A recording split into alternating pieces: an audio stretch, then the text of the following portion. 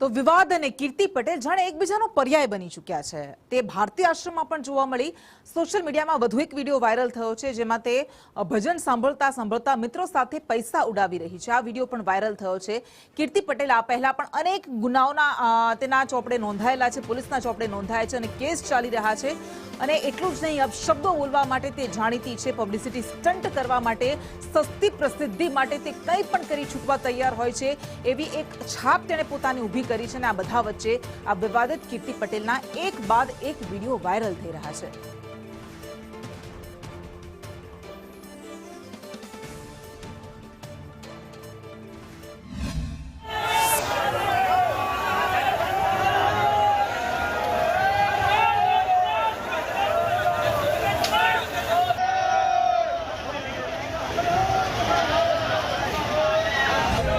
કોઈ લોકો ક્યારેક કોઈ કારણસર પુણ્યનું બાથું બાંધવા અથવા કોઈ હાઇલાઇટ થવા અથવા સંતોની પરંપરાને અપવિત્ર કરવાની કોશિશ જો પણ કોઈ કરશે તો નિયમ વિરુદ્ધની જે કાર્યવાહી એમની વિરુદ્ધ થશે એ તંત્રને સૂચના આપવામાં છે, તપાસ કરીને યોગ્ય કાર્ય કરવામાં।